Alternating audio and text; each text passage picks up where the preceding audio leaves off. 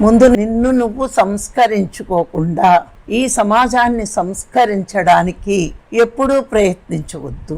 అంత అద్భుతమైన పాయింట్ చూడండి. కొంతమంది తనేమి ఆచరించకపోయినా ఎదుటి వాళ్ళకి చెప్పేస్తూ ఉంటారు చాలా విషయాలు. నేను ఒకసారి ఒకళ్ళని ఇలాగే అడిగా, మీరు ఆచరించకుండా ఎదుటి వాళ్ళకి ఎందుకు చెప్తున్నారు అని. నేను పెట్టకపోయినా పెట్టే దారి చూపిస్తున్నాను అని చెప్పారు. నీ మాటలు నమ్మాలి అంటే సమాజం ముందు నువ్వు ఆచరణలో పెట్టుకోవాలి ప్రతి విషయం. ఇప్పుడు మనమే ఉన్నాం, గురువు సత్య జ్ఞానాన్ని సత్య సాధనని మనకు నేర్పినప్పుడు మనం ఆ సాధన చెయ్యాలి. కానీ మనం పెరుమట్ల నిండా ధ్యానం అంటే శ్వాస మీద ధ్యాస అని పెట్టుకుని అది మానేసి గైడింగ్లు, మ్యూజిక్లు, మాటలు, పాటలు, డ్యాన్స్లు ఈ రకం ధ్యానాలు చేస్తూ మరి అందరికీ ధ్యానం అంటే శ్వాస మీద ధ్యాస అని కొటేషన్ ఎలా చూపిస్తాం?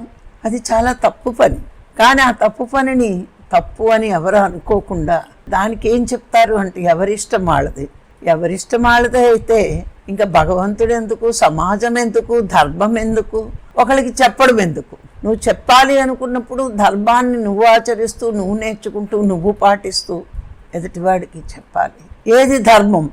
ఏది ధర్మము అంటే నీకు సద్గురువు ఏదైతే బోధించాడో అదే నీకు ధర్మం. నీకు ఏది సూట్ అవుతుందో అదే చెప్పాడు సద్గురువు. పత్రిసారి ఎన్నో సందర్భాల్లో మనకు చెప్పారు. ఎన్నో జ్ఞానాలు ఉన్నాయి. ఓషో చాలా గొప్పవాడు జ్ఞానపరంగా. కానీ ఆయన చెప్పిన జ్ఞానాలన్నీ తప్పు. శ్వాస మీద ధ్యాస ఒక్కటే కరెక్ట్.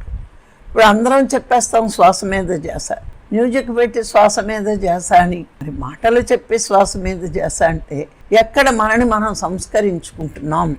నువ్వు గురువు మాట విన్నప్పుడు నీ మాట నీ కింది వాళ్ళు ఎట్లా వింటారు?